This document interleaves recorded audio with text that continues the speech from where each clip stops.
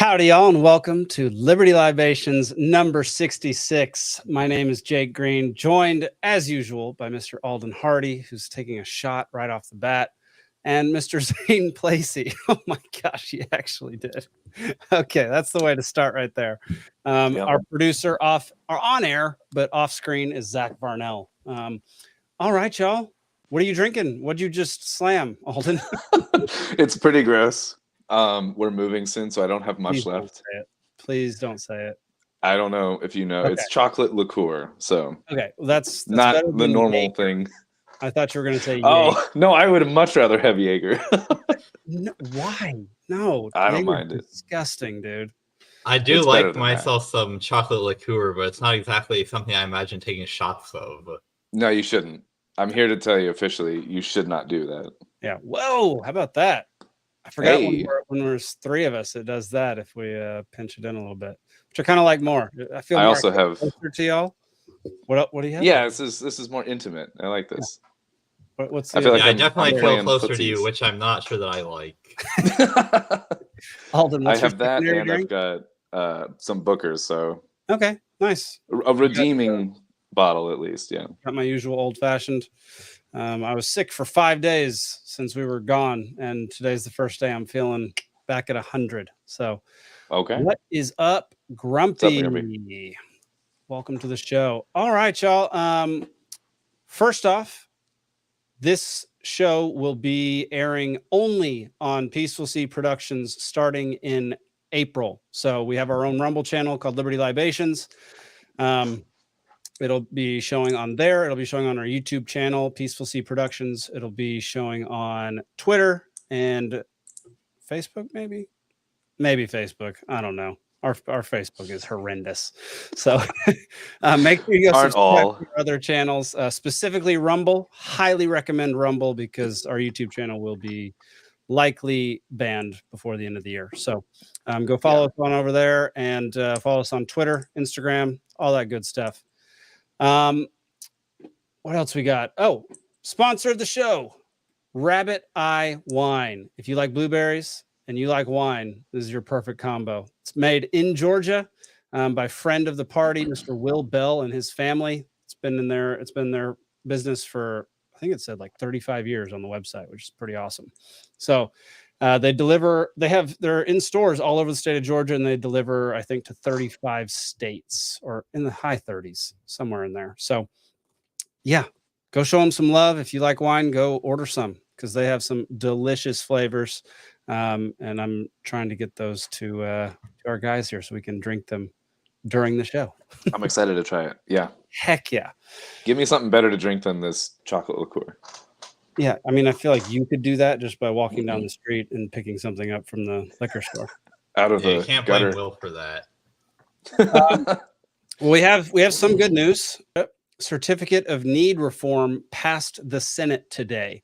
So we got a little bit of reform on Certificate of Need, which for those who don't know, Certificate of Need is a massive violation that the government imposes upon the people, basically saying that hospitals in an area have to consent for another hospital to be built in that area. So basically, a hospital has to consent to have competition be built nearby.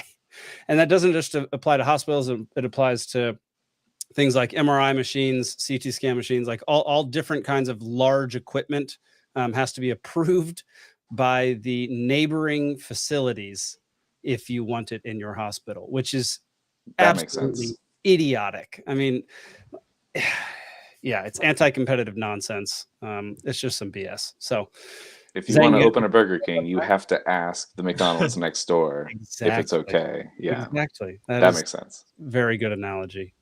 Zane, you got anything to add to that? Well, it's like remember this anytime somebody tells you that we have a free market in healthcare and this is why the free market doesn't work and we need even more government intervention. Yes. All the reasons that it doesn't work is because of all the interventions we already have. Yep. Yeah, that's a good point. Anybody notice that it looks like I'm a giant and we've got the AT&T bars, but like reversed here. Yeah. Wait, I keep trying to adjust my camera, but it keeps not really. Okay. I feel like my computer is tilted weird, but I guess I look a lot taller now. You look normal height now. That's what you. Hannah asks, "What's the government reasoning behind it?" Zane, you want to take this one?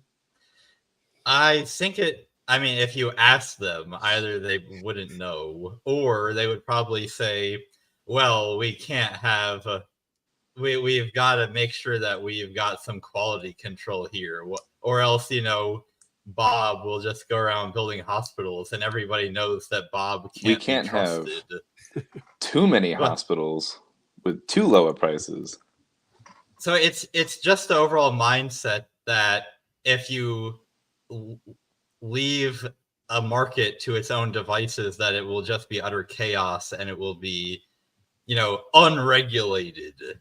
But, in the absence of government regulations, the market will be self-regulating. It goes back to the concept of, spontaneous order, where even if there is no central director, all of the markets just kind of know what needs to be done when, because you've got this complex system of prices and resource allocations that's the result of millions of people just doing whatever is going to make them the most money. But then millions of people doing that gives rise to a price system where, I'm just realizing now I've gone on such a huge tangent compared to the actual question. But we're only 3 people tonight, so I guess we all 3 need to kind of carry the show. So I'll continue on my tangent. Perfect. Which is that we will regulate ourselves if need be. Exactly. Yeah.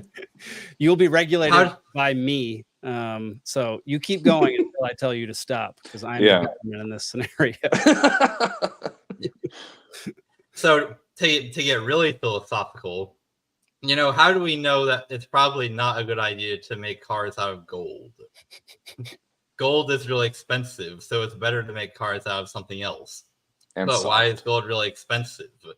Because there are lots of alternative uses for it, and those uses are highly valued. People really like having gold jewelry. It's very important to have gold in electronic equipment. It's much more important to have that than it is to be plating cars with gold leaf. But it's not because we had a central planner or a government bureaucrat saying all these stupid people would be covering their cars in gold leaf if we didn't tell them not to. Exactly. It's because of all of the millions of people that are each kind of producing stuff and joining companies and associations that produce stuff. The natural actions of all of those people give rise to lots of people that would like to be able to use gold for certain things. Some people, like jewelry makers and electronic makers, can pay a lot for it because it's highly valuable. And people that are good at would be making it to make cars would not be paying as much for it because they can pay a lot less for other materials like regular metal. So they don't buy it, and all the people that do need it for important stuff do buy it. And that's how the market works in every market. And there's not a single person being like, oh, well, I'm the one that knows how all the resources should be allocated, and therefore you should listen to me. It just happens on its own. Zach says the government literally covered their building in gold leaf. Yeah, because whenever the government is buying something, it's not them personally on the hook for it. It's all the taxpayers that they can just steal from to get the money. So they don't care how much anything costs. Though, Zane, where does the free money come from? That's where I'm confused. I don't understand. No. But to wrap all this up in a bow and explain why this relates to certificate of need, there are a lot of people that would be like, well, if we have no control over what's going on with healthcare, there will be some places that have way too many hospitals and some places that have too few hospitals, and it'll just be utter chaos unless somebody steps in and organizes everything. When in reality, places that have too few hospitals will naturally attract more hospitals because people would be willing to pay more in places with not as many hospitals.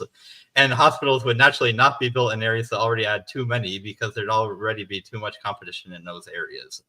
So we don't need it, but there's the instinct by a lot of people, especially the type of person that would want to become a government bureaucrat, that doesn't recognize that that's what would happen and has a deep-seated desire and need for control over everybody else. There we go. I love it. Sure. Yeah, wasn't planning on getting. I'm sorry, I wasn't laughing at you tonight. No, we know what you were laughing at. You were laughing at the ticker. Yeah. But yeah, fantastic news that we got a little bit of reform passed in the Senate here in Georgia. That's fantastic. We normally don't get wins like that, so it's always nice to highlight them. Brian, I might need to have you on Free Georgia Podcast to talk about that soon, buddy. All right, Zach, let's get into our first topic of the night. So, in case you were unaware, TikTok has kind of not really at all been banned, and probably won't be banned. But we have a whole bunch of people freaking out about TikTok, including Dan Crenshaw. Enemy of the podcast, Eye Patch McCain. Enemy of the podcast, Mr. Eye Patch McCain. Zach, you can go ahead and hit play on that and make it, maximize it, and turn it up. So all of my colleagues who I think are confused about the First Amendment, confused about the nature of TikTok, and confused about the intentions of the Chinese Communist Party. Let me explain this really simple. TikTok is owned by ByteDance. ByteDance is in China. And when you're in China, you have to do whatever the Chinese Communist Party says you have to do. That's according to the national intelligence law passed in 2017. If they want you to spy for them, you will spy for them. That's how that works. They have a board member from the Chinese Communist Party on ByteDance.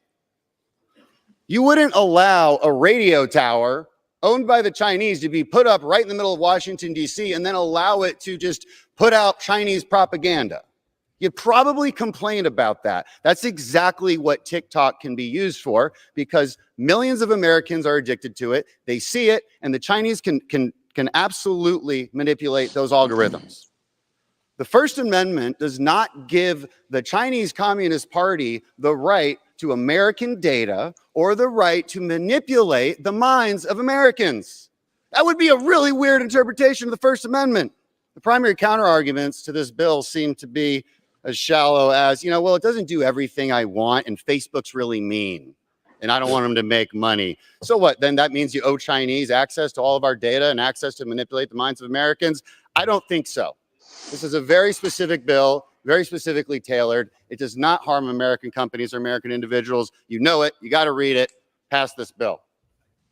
I like that he says it doesn't harm American companies when, one, it's probably helping a lot of the biggest, like Google and Facebook or whatever companies, but it's harming a lot of people who use it in their small business for like advertising or something. Yeah. Or at least potentially is, but it definitely would. It's just a big blanket statement that doesn't. But also, okay, right. so we should talk about the actual thing that's getting passed. So it only passed the House. It hasn't passed the Senate yet. Mm-hmm. But it's not technically, it's not technically banning anything. Okay, so basically what happens is if a company is known to have owners or partial owners that are part of the Chinese government, the Russian government, the North Korean government, or the Iranian government, then they are forced to then divest from the company. They're forced to let go of their shares of the company and not have any influence over the company anymore. Oh, just like what Dick Cheney was supposed to do with Halliburton when he became vice president and then never did. Right. Gotcha. Doesn't this sound really familiar? Yeah. Anyway, it's not a banning. Like, people calling it a TikTok banning is idiotic. It just means exactly what I just said, and it won't be available in the app stores. Yeah. But you can still go. It'll become like those jailbroken phones with Flappy Bird downloaded from 10 years ago that were selling for like $500. Yeah. Hannah says, my TikTok is literally just cleaning videos, mom content, dogs, and recipes. Thank you, China. Chinese propaganda. Yeah. Yeah. The banning of this, let's put up the Spike meme. Zach, this is what Spike tweeted in response. Patriot Act was created to catch terrorists. Fact checkers will correct misleading claims. 15 days to slow the spread. TikTok ban will protect Americans. Yeah. This guy putting on clown makeup for those just listening. So, as much as I hate to admit it, I think that buried somewhere deep in that monologue, Crenshaw does have a little bit of a point, which is that as a libertarian, I don't care about the rights of foreign governments. Mhm. And so if you have an entity that's just functionally an extension of the Chinese government, which at least to some extent ByteDance is, Right. then I can see why you could treat that like you would treat the foreign government itself. And then I'm not sure in a libertarian analysis, also dealing in a framework in which governments exist, that it would automatically be a bad thing to restrict what they can do. There are two problems with that line of reasoning, though. The first is that pretty much any company that's in China has to kowtow to the communists because that's just how it is.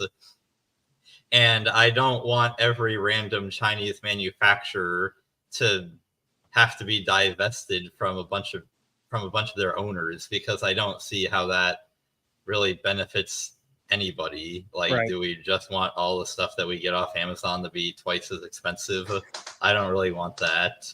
So, and then the other thing too is he's standing up there being so concerned about Chinese spying, when I don't think that he's really concerned about the U.S. government spying on its own citizens. Yeah. So it's like, I don't take you seriously that you're concerned about spying, when on this other way worse example of spying, I don't care and probably are even celebrating it. Yes. It makes me think it makes me think that preventing spying is not your real motivation here. 100%. And it's like, Definitely not.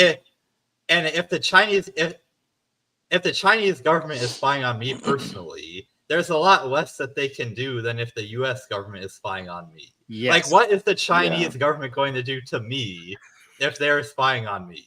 Like, block me from going to China? I already wasn't really planning on going there anyway. I mean, but if the U.S. government is spying on me, there's a lot of nasty stuff that they can do because I live here.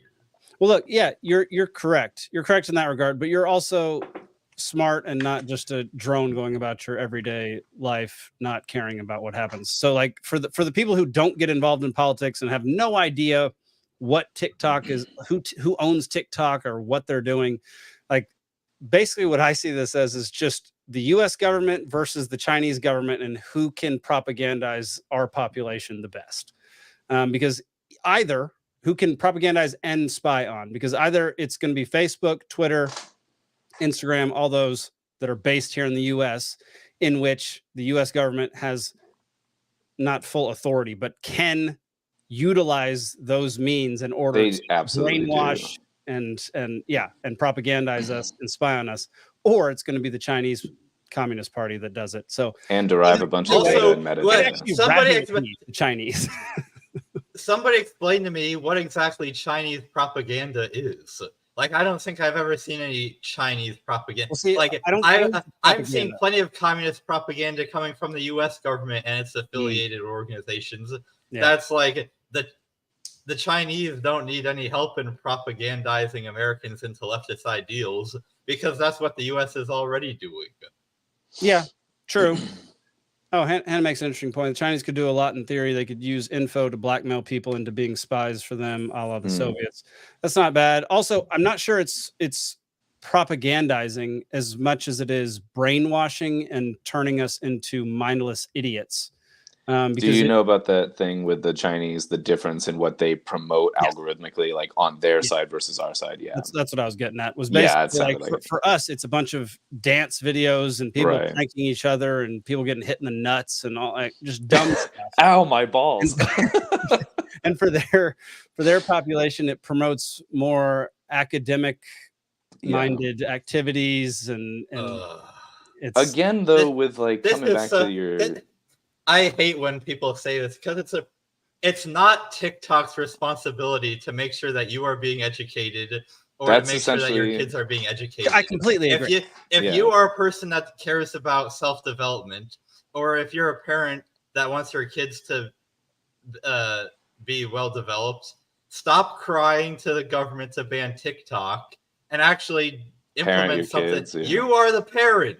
Yeah, that's essentially what I was going to say, to be honest. I was going to go on a similar rant, but I think Zane did it better. So I mean, 100%. Like, all these people, it reminds me of the war on drugs, where it's like, okay, teach your children in a healthy way to not use Enjoy drugs. drugs. Yeah, I was going to say to inoculate This is against or to use the right way, it goes back to the fact that I believe every Thanks, problem Mom. that exists in America is a cultural problem that stems from the creation of the Federal Reserve.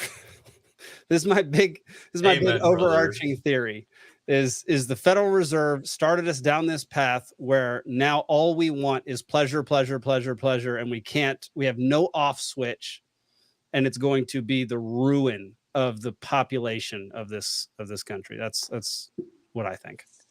As far as the spying thing too, I was gonna say the White House, so under Biden, signed an executive order banning countries of concern, right? So the same kind of like four that you mentioned, basically, from buying Americans' data and metadata and whatever from private sellers. But they didn't say anything about them doing that. So that's the workaround, like the loophole for the government to obtain citizens' information is to, instead of collect it themselves, it's to buy it from private sellers. And the White House is also lobbying against a ban on the purchase of American information through private sellers. So in other words, they don't want someone else to get it, but they also don't want someone to tell them that they can't acquire it that way. So they are actively fighting against this, meaning they want our data. They want to basically have a monopoly on our data and metadata. Yeah, I mean, yes. I mean, our government already has a monopoly on it. Like Google has a monopoly on most of our data anyway, and they have AKA free access. The CIA. Yeah, exactly. The government has free access to all of that. Zach, put up this, actually, don't put it up just yet. Hannah says, didn't it also say that the president has the authority to remove websites if they are controlled or guided by a foreign power? Under that, they could have easily removed Facebook in the 2016 election. So you got to read the bill. It's not short, but it kind of says that, but that's not the whole thing. Zach, go ahead and put up what Spike says. Facebook's their bold. They're not going to Spike get rid of says. Facebook. Yes, that section. The controlled by a foreign adversary. So it says it gives all these instances. And the final one that he highlights here is a person subject to the direction or control of a foreign person or entity described in subparagraph A or B, which Spike says, it is designed to give the president power to force a social media company to either sell themselves to big tech or be banned if he considers it to be a foreign adversary. Here's the criteria for foreign adversary. It is Tim Pool. So I listened to Tim Pool on this today. I haven't been listening to Tim Pool much because he gets me all jazzed up like we're about to die in a civil war. I kind of stopped listening to him recently. It's probably good for your health to take breaks. Yeah, dude, it's so much better. I listen to him maybe once every couple of weeks now because he is. I mean, I like the dude, but man, he's. See, this is self-regulating. Yes, you didn't wait for the government to tell you shouldn't listen to that every day. Yeah, no, but he basically. There's so much language in here that is. Tim Pool described it as very on the nose and specific, and I just don't feel it is that way. Like I think it can be interpreted, especially when they use terms like foreign adversary, because that could literally be any country. Where like it's very ambiguous the way that it's worded in a lot of places. It's very specific in some places. There is language in there that makes you believe that it couldn't just happen to any website. So I would encourage everybody out there to go read the whole thing. We're not going to go through the entire thing on this show, but it goes back and forth between being ambiguous and being specific. And that in and of itself, just like any law that's ever been made is the biggest problem. And what we haven't talked about is what I think from a libertarian perspective is actually a good argument against this, in which for this law to be enforced, another branch of government or another bureaucracy or more man hours have to be put in order to enforce these laws, hunt down the people who are or keep track of these companies and hunt It's down like the drug people war and thing break all over them. again, kind of. Like, So with the passing of this law, the bureaucracy, right? Yes. yeah, I think that so. we can't see gets bigger and bigger and bigger. And eventually, what a lot of people alluded to in some of these posts is in the same way the Patriot Act is now all encompassing our lives, this could end up being just the first step in this being used. Yeah, because we need to define like foundational principles that the law is like based on. Yes. And if you don't carefully and like weed it out before then it gets applied to other things. Yes. Based on the same, case or whatever. Like, yeah. So it's not just the fact that TikTok might be owned partially by the Chinese Communist Party. And yes, they might so be are doing my some pants, heinous yes, they might be doing some heinous things behind the scenes, harvesting data, manipulating us, all this kind of stuff. But in the end, the only people that they can really, really influence are the people who can't think for themselves and will be influenced by terrible things anyway. I don't even use TikTok, and I'm like, this is a stupid law. Like, I deleted it just because the terms and conditions say they can access your microphone and your camera whenever they want, which is wild. Yeah. Like, I know people that do it when you don't agree to it, but I'm not agreeing to it. Yeah. Yeah. So I deleted TikTok a long time ago. But I mean, Reels is just as bad. Facebook is just as bad. They do all that crap too. Maybe even worse. Yeah. At least TikTok tells you. Yeah. The other thing I saw on Spike Cohen's tweet that we just had up was that not only would it restrict companies that are owned by foreign adversaries, whatever that means, but it would also restrict companies that are quote unquote directed by foreign adversaries. Yes. And Spike was pointing out that, what does CNN and MSNBC say anytime that Elon Musk doesn't take down all the tweets that they say that he should? Oh, he's being influenced by Putin. There we go. Oh, he's being influenced by China. Yeah, that's a good point. It could be used to expand and harass all of the American outlets that are, not allowing people to not just spout the establishment line, is by claiming that they're really being influenced by foreign adversaries. Yeah, that's a really fair point. That's exactly right. Because who was it? It was it was Hamas. They were saying it was the Iranian-backed attack on October 7th, and there was no evidence for it. But they just said, "Oh yeah, Iran's involved, obviously, because they have to be." No, they would use this the exact same way. Hannah says Jake is on Reels, which means he's always 2 weeks behind on the jokes. That's fair. TikTok does come out with the jokes quicker. Let's show. I'm not on either hardly, so I'm 3 years behind on the jokes. So the Montana Libertarian Party had the best thing to say about this whole thing. Let's throw that up there, Zach. We don't need to ban TikTok. We need to ban the NSA, FBI, CIA's warrantless surveillance of Americans. Yes, that do far more damage. That's it. Yeah, like end of sentence. Like that. Agreed. That's all we need to do. Like, that was Montana. That was Montana Libertarian Party. Libertarian Party is one of the best ones out there. They do great stuff. I like that. Let's see.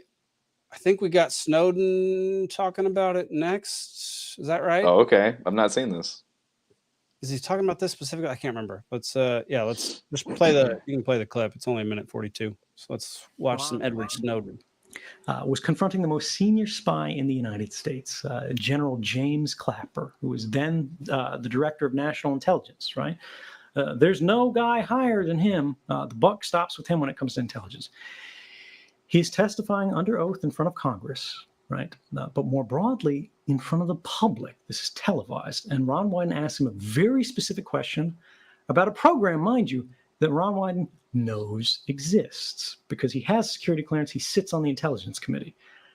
And he knows there's domestic mass surveillance. And this is how it goes. This is how the top spy responds under oath.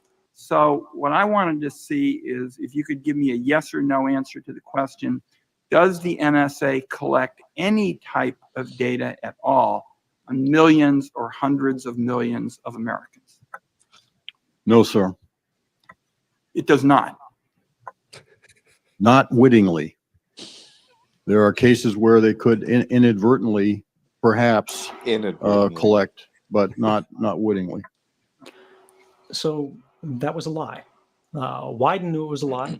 Clapper knew it was a lie. He actually admitted it was a lie after I came forward, 3 months later. Here I am, sitting at the NSA, next to my buddies who I've talked to about these programs. I've gone, look at this, and they're laughing at it. I'm laughing at it, and it's not that we go, oh, ha ha ha, he's getting away with it. It's like, what are you going to do? These guys are, they're bullshitters. The system is built on lies. There we go. Yeah. And Dave Benner put this in a tweet that says, when people speak of TikTok as a Trojan horse that threatens our privacy and security, I just can't take them seriously. The real Trojan horse, the mass surveillance state, has already entered the U.S. and is actively harvesting all of our personal data without a warrant. Edward Snowden exposed it, and James Clapper lied about it. The former was forced into exile, and the latter was hired by CNN. Yeah, it's a Trojan pony at best. It's a Trojan pony at very best.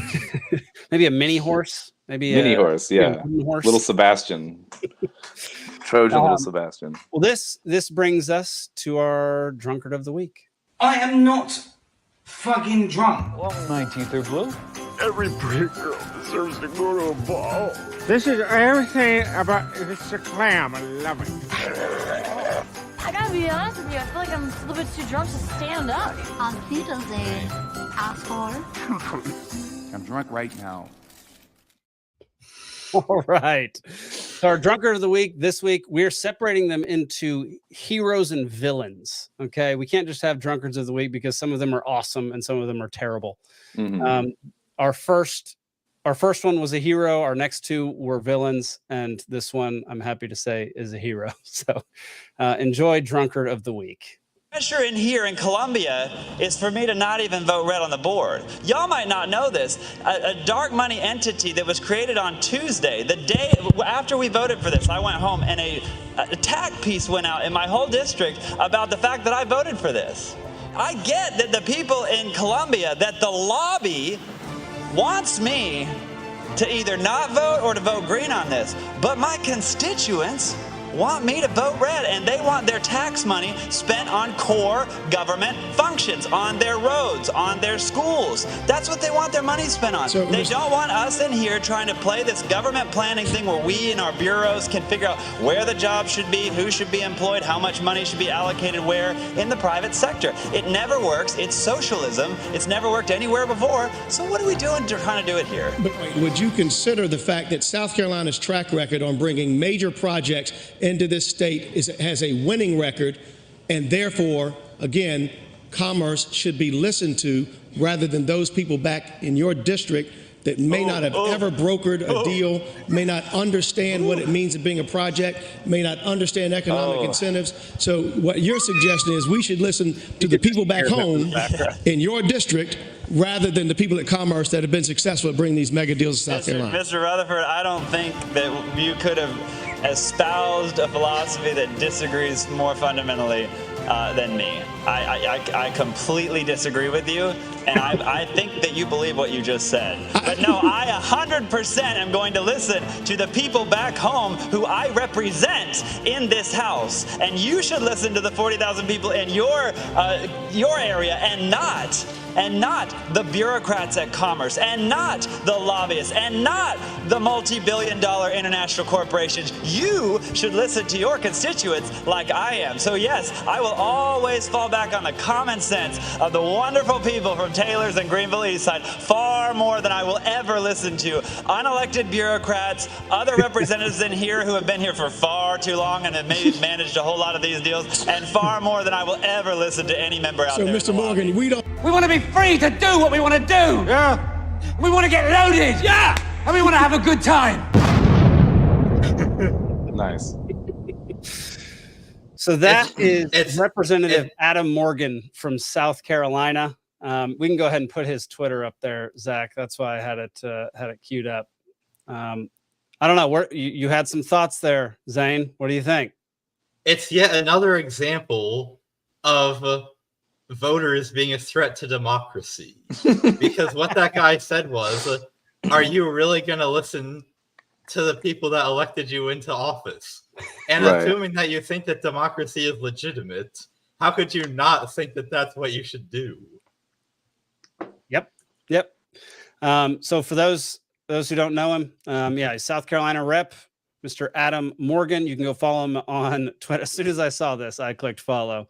Rep Adam Morgan. He's a South Carolina Freedom Caucus guy, which, that seems to align at least partially with the libertarian ideals. So we'll give him a pass on this one. He is the drunkard of the week hero version.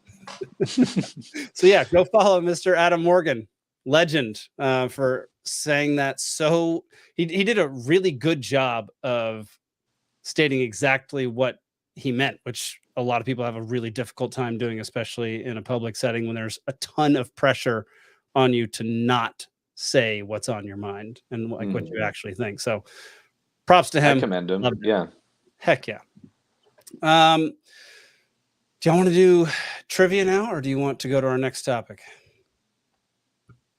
Did we have another drunkard, or was it just the hero that won this week? Just the hero. Okay. Yeah. No, that was the best one that I saw this week. And for those who want to, if you want to nominate folks, you can tweet it at us at Liberty Libation on Twitter, on X, whatever you want to freaking call it. I think it's tweet out called your Twatter now. tweet at us your nominations for Drunkard of the Week each week. I'll review them. I'll pick which ones are going to make the cut, and then I'll pick the winner. I love that dude. All right, let's get into our next topic, which is Spy City here in Georgia. Go ahead and throw that up there. This Georgia city wants to pay you more than $7,000 to move there. This was something put into the chat by Stephen Hilton, who's not on the show tonight, but this is a issue that the Libertarian Party of Georgia has taken up and taken very seriously. Elizabeth Melton has done a ton of work on surveillance cities, spy cities, what they call smart cities. And this Columbus, Georgia, is trying to incentivize people to move to this city, where basically all your movements are tracked. They deem these like walkable cities where you don't have to emit carbon emissions, and it's very eco-friendly. And there's a lot of convenience factors involved in these cities. But the downside is something that you don't see right off the bat, and it's probably something that you don't see for quite a while, or until some state of emergency happens, which is you are under surveillance all the time in multiple ways. There are cameras everywhere. There are heat sensors. They can sense when you have a fever, a fart. They have drones that can fly around and recharge on like charging poles that are up in the air, and then they can just go about their business and continue to spy on you and watch your every move. So they never even touch the ground. That's crazy. They charge up in the sky. They charge on the top of these tall poles that basically have a landing platform where it wirelessly charges, and then they keep That's going. crazy. Dude, it's nuts. The package includes $5,000 for relocation expenses, 6 months of co-working space at Co-work Columbus, an annual community connection outing, which includes rafting, ziplining, and a mixer with locals, a 1-year membership to Fetch Dog Park, a 1-year membership to the Columbus Aquatics Center, a subscription to TikTok, coffee with the mayor. What? They are trying way too hard to sell this. So the funny thing is, when I listed out all that stuff, I can completely understand how a normal human would be like, oh my gosh, this sounds like such a great freaking deal. Why don't we all do this and like move to this place? Minority Report, but you get to meet them there. Yeah, I would highly advise against moving to cities like this. Zane, do you have something you want to say? So, it's just like you were saying, if you didn't happen to notice all the ways they were spying on you, like the couple of times that I've been to Columbus, it's a very nice place. I can definitely understand why, if you were a remote worker, you'd want to take them up on it, up on this deal. Maybe the silver lining is if you did have coffee with the mayor, maybe you could demand that he stop spying on you. There we go. Yeah, that'd be interesting. Could we just get, I don't know, 100 libertarians to take them up on this offer and infiltrate their town and just go to town and just line the walls inside with foil so they can't see your farts. I think I really like that idea, actually. Let's just co-op their entire town. That'd be very interesting.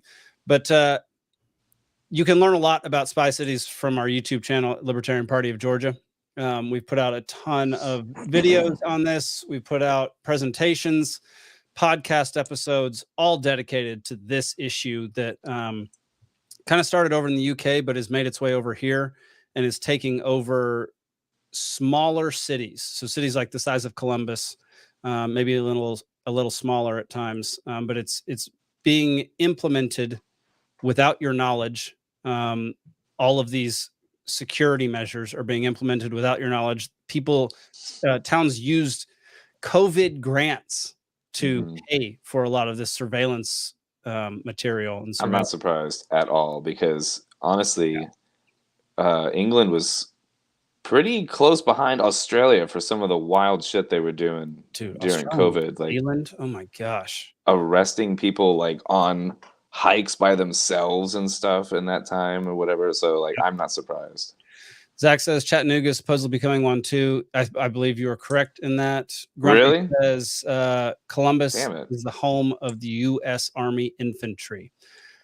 That is a red flag. Yeah. Don't be in a town with a giant military base. Yeah. Hannah commented on the last guy. This guy for press. Oh, yeah. Yeah. Better than whoever we got right now. Better than Trump. I'll tell you that.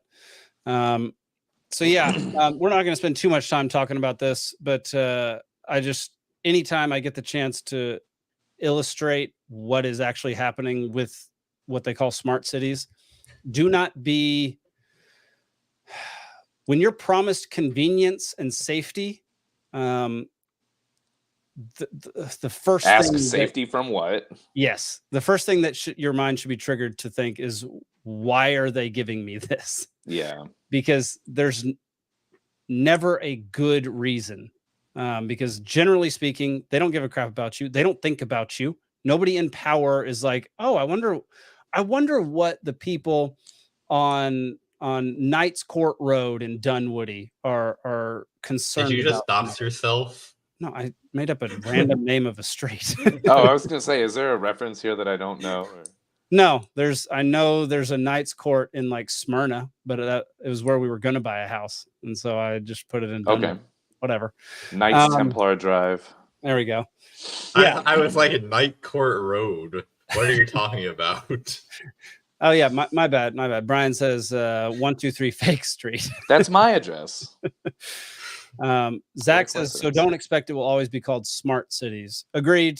Fart cities. They'll come up with different names as their current names get tarnished with like UFO and UAP.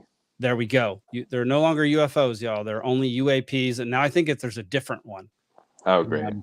I think there's another name for them now, which is crazy. I'm behind even that one. I don't even know. Child predators, MAPs, it went from that to that. What's MAP? Minor attracted. That's right. Oh my God. Yeah. Horrendous. Right. Yeah. Zach says swamp gas. Anybody? That's like the UFO, they blamed swamp gas kind of old joke thing. Really? Yeah. Okay. Interesting. It's another fart reference. Just beware of being promised safety and convenience, because convenience sounds great and is nice in very specific scenarios, but it's a double-edged sword and it will come back and cut you. Yeah. I would say that convenience is nice in more than just very specific scenarios, but definitely be wary if the government is offering it to you. Yes, I would say that specifically that is true. Yeah. There we go. All right. Yeah. Zach says Chinese smart balloons. Yeah. Well, yeah, I think it's that time.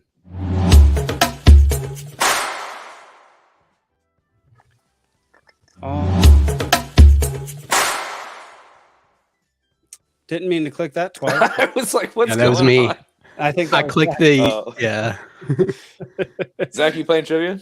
Zach is playing trivia Right with on. us, because we don't have. It can't just be mono e mono. Mono e mono. Yeah. Let me get everything up and running here.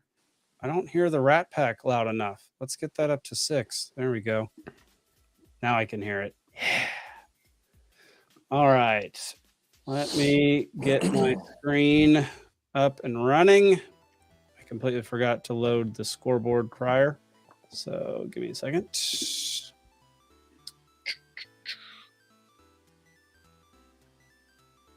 Low energy. I'm very low energy right now. You got to recharge on top of one of those poles. That sounded really bad, actually. I'm sorry. No, that sounded really good. Oh, yeah. Yeah. Let's see. You two are out. We got Jake, did you Zane, notice my tag? Alden. Dude. So Alden's tag says drinker of tinctures. I friggin' hate that word. My wife uses it all the time. Drives me nuts. All right. The categories for this evening are This Day in History, Geniusness, and You Knew It. So is the second category all about me? I thought it said Guinnesses because of like St. Patrick's Day coming up. Like, I could have done it. So it's obviously about Alden. It's obviously about Alden and definitely not Zane. Yeah. All right. For those who don't know, what is Knew It? GNU It? What the hell? GNU? You don't know what a new is? No, I'm gonna do very poorly on that. Yeah, you're gonna do very poorly. Round 1, 10 questions. Round 2, 5 questions. Round 3, 3 questions. 1, 2, 3 points each. Every question is a free for all. The audience, you can answer, you can win. If you blurt out an answer when it's not your turn, you lose a point. If a contestant answers, they cannot give another answer until all contestants have answered. The winner is no longer a loser. So but all the audience does is blurt. True. The 2024 scoreboard has Zane at 4, Alden at 3, audience Zach and Nick at 1, and Steve at 0 as the ultimate loser. All right. This day in history. On this day in 1879, one of the most famous scientists ever was born. Alden. Albert Einstein. Albert There you go. Einstein is correct. Bravo. All right. 1 point to Alden. Question number 2. On this day in 1958, the Recording Industry Association of America awarded its first ever gold record. To whom did they award it? Zane. I was hoping that the question was just going to be about, like, the answer would be just the Grammys. Chuck What year? Berry. Incorrect. Alden. What year? 1958. I'll give you a hint after Alden and Zach answer. Billie Holiday? Incorrect. Hannah says, I don't know who it was. Taylor but Swift, yeah. Robbed. Zach, you got a guess? The Beach Boys. Incorrect. It's Matthew says Freddie Spaghetti. That's Parks and Rec. The You're Johnny 5,000 Karate. candles in the wind. The hint is he's more famous for singing Christmas tunes. Zane.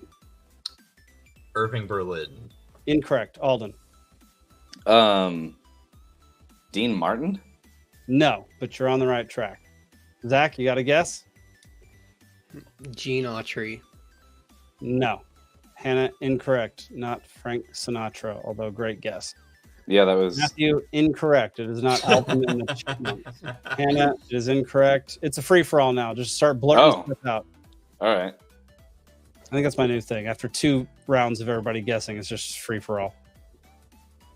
I can't think of a single musician right now. Yeah, I'm not good with this, apparently. All right, 5. Except Taylor Swift. 4. Christmas music? And Perry Como. Yeah, I don't know who that is. All right. Fair enough. Como, man. 3. Question number 3. On this day in 1964, who was sentenced to death for the murder of Lee Harvey Oswald? Alden. Jack Ruby. Jack but it didn't Ruby actually is correct. happen, but then he did die anyway, but not from sending. Never mind, it's a mess. But Yeah, let's not get into that. yeah, That says Chris Cuomo's brother was Perry Como. The lost Cuomo. they just decided to change one letter of their name. Yeah. On this day in 1950, what now famous list was first released by the FBI? Zane. The Hollywood 10. Incorrect. Alden. The FBI Most Wanted. You are correct. Zach, you are literally right behind Alden. Sorry, Zach. Hannah says the Guinness World Records. The FBI's Guinness World naughty Records. I like the naughty list right after the Christmas album question. That's perfect. All right. On this day in, lost my place. On this day in 1953, one of the 5 men selected to the new office of Secretariat of the Communist Party began his rise to power. Who was it? Zane. Khrushchev. Khrushchev is correct. Ah. Zach, you were literally right behind him, man. You were so close both times. Zach, is that what you were going to say too? Oh, totally.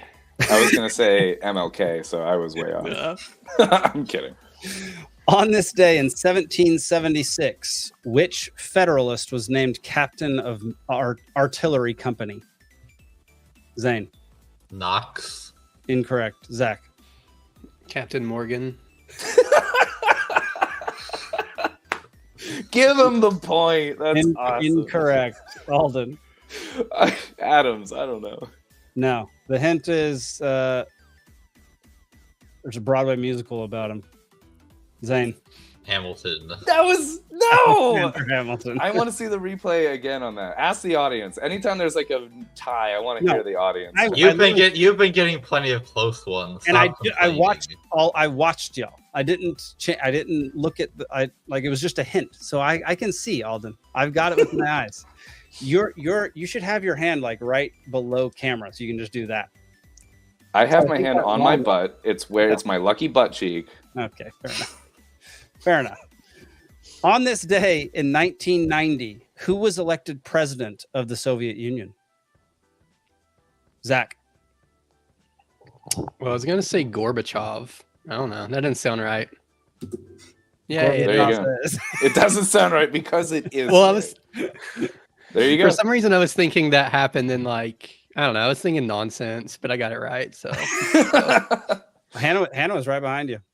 Kyle Gorbachev. All right. Question number 8. On this day in 1942, a dying patient's life is saved for the first time ever by what drug? Zane. Penicillin. Penicillin is correct. Damn it. Alden, you were cocaine. right behind him.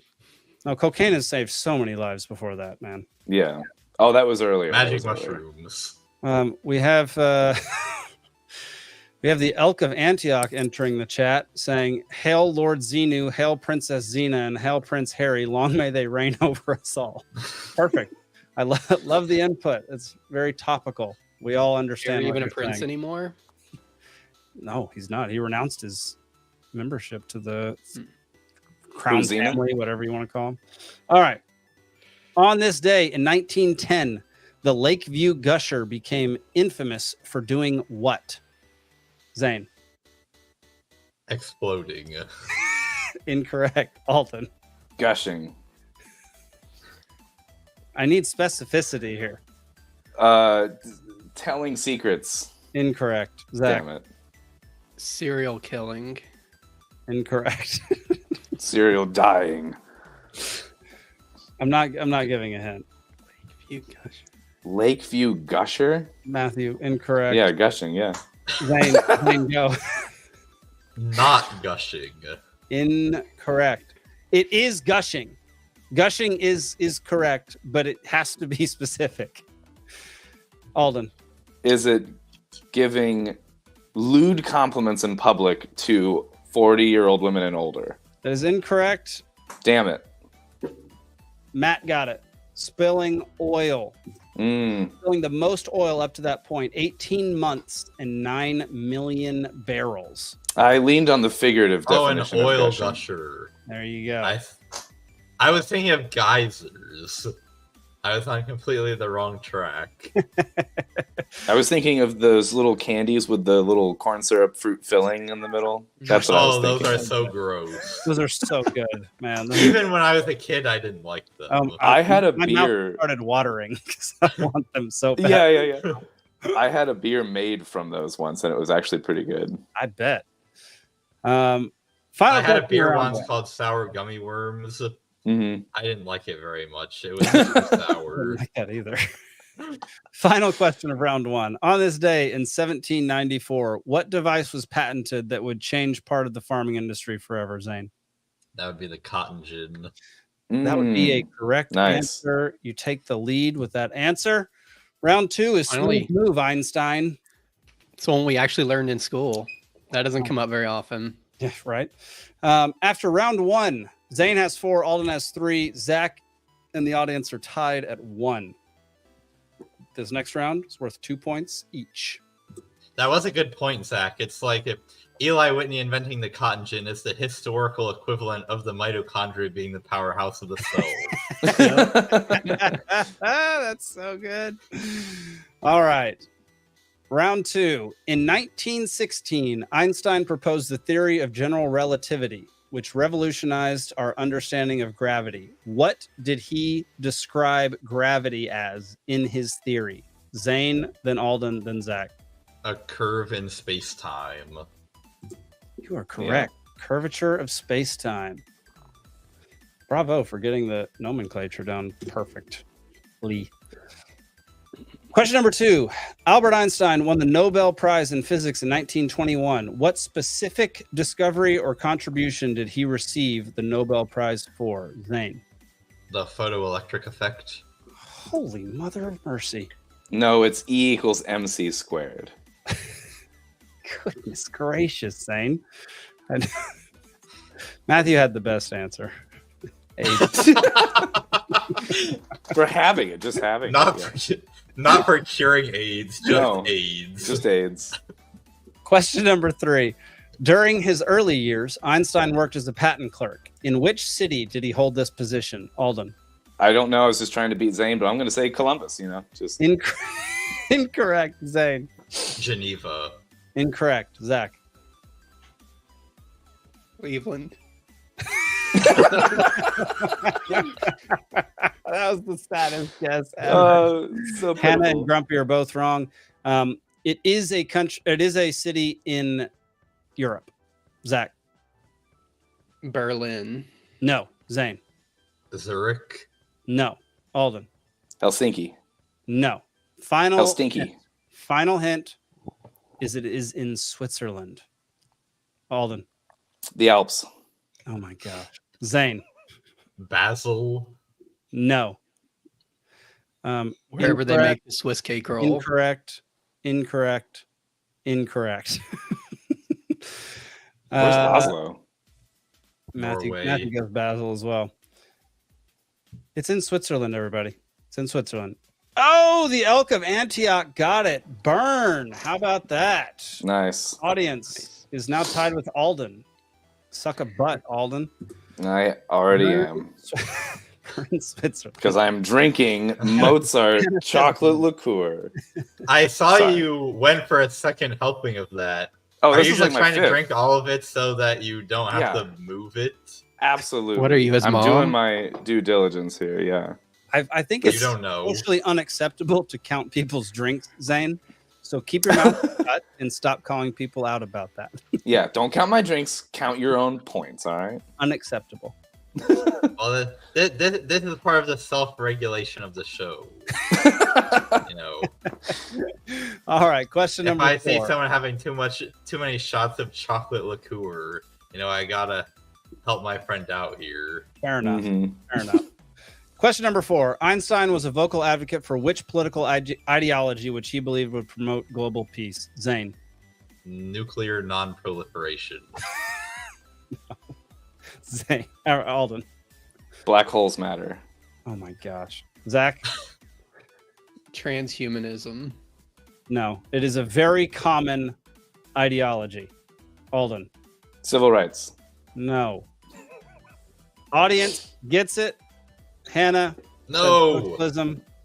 Is it really? Yep. Before y'all even raised your hands. It's Matthew that's says not right. dirty commie. That's also right. That's also right. They split the point. What? The audience gets all the points. So yeah, I'm fine with that. Y'all can split the point, Matthew and Hannah. In addition to his scientific achievements, Einstein was also a talented musician. What musical instrument did he play? Zach? Beatbox. Wait, what'd you say? He said beatbox. Like He played his mouth, y'all. That's awesome. Alden. Piano. Incorrect. Zane? The violin. The violin. Dang it. Did you know that or were you guessing? I kind of knew. I didn't know for sure. I don't know if you can kind of know anything. I kind of know you're full of shit. Brian said cowbell, which is definitely the best. Triangle. That's awesome. That's a great, yeah. All right. Come on, the next Gene. one is I Knew You Knew, which Alden, we've already found out is going to be terrible at this. Yeah. I resign. Alden and the audience are the only ones who can win. Sorry, Zach. Alden needs to get all 3 questions correct. The audience has to get 2 correct and not have Zane get 1 correct. So, first question is, what is the far more common name for a new? Zane? An ostrich. No. Zach? A gazelle. No. Alden? An old. No. Incorrect. Damn it. I'm Spelling so close. For the audience is GNU. GNU. Zane? Naked mole rat. No. Zach? A deer. No. Alden? A hamster. No. It is not a pig. It is not a cow. It is not a bunny. It is not a horse. It is not a buffalo. Your mom. Not a water buffalo. Though I will say the hint will be the water buffalo is by far the closest guess. Alden? Bison? No. Zane? Damn it. Yak. No, that's a good guess. I like that. Zach, you got a guess? No, I thought it was a deer until now. Interesting. Yeah, I got nothing. Man, is no one going to get this? Y'all have 5 seconds because I'm not giving any more hints. Alden? An ass. Blurt them out. Y'all go. Donkey, ass. I'm whatever. watching the Killing cow. No, I'm watching the chat as well. Chat has not gotten it yet. Buffalo. 5, 4, A horse. Can't get past yak. 2, 1. A frog. A gay frog. A wildebeest. A beast? It's a That's- pollinating That's how you spell it. wildebeest? Is it really? It's not B-E-A? Correct. I had to. Oh my gosh, Matthew got it literally right after. Nice. Give it to him. No. I always assumed it was B-E-A-S-T. I gave it to him. All right. Next question. What is the primary predator of the wildebeest? Alden? Crocodiles. Incorrect. I think it was Zane next. You had to think about it. Well, they are Alligator. predator. Incorrect. Zach? A hippo. No. Alden? Hyenas. No. The audience. I've watched got The Lion King. The God damn audience it. got it twice. Man, that Oh, I seems should like have so said obvious. lions then. Lions. I just quoted The Lion King, but said hyenas. So Bravo to the audience. I'm drunkard of the week. Audience takes the lead. It is now between audience and Zane for question number 3. What animal do wildebeests commonly graze with? Alden? Lions. Incorrect. Breaking bread with the enemy. Incorrect. I believe it was Zach and then Zane. Meerkat. Incorrect. Zane? Yak. No. Audience, y'all have not gotten it either. Alden? Antelope. Nope, they guessed that already. All right. Ah. I try to put them up, but they're guessing quickly. Incorrect. The audience gets it. The audience wins. A zebra. It's a zebra. How about that? Audience wins without freaking Zane in the audience. Is that the first time that's ever happened? And is that the first time that Alden just randomly disappeared? Whatever. Here we go.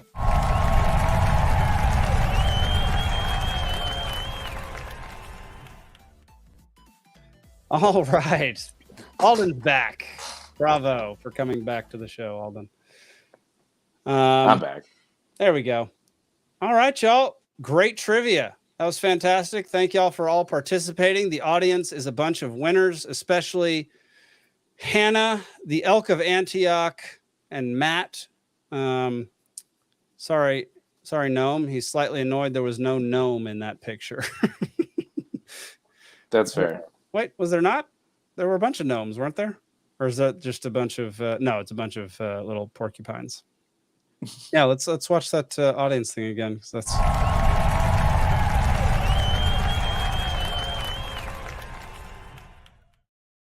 What the hell's going on with the one on the right? Did you see that? they're AI generated porcupines, Alden. What do you expect? One looks like So the do they all harbinger of have the death. wrong number of fingers? They all have the wrong number of a lot of things. It's if you get really detailed with the picture, it's pretty horrendous. But overall, from afar, quickly, it's fine. It Well, passes I've got to 10-foot say, test. the only silver lining to losing to the audience is that at least we have one. There we go. That's Great fair. silver lining. It's a great Yeah. silver lining. All right. Our final major topic for the night is Boeing definitely didn't kill John Barnett. Perfect.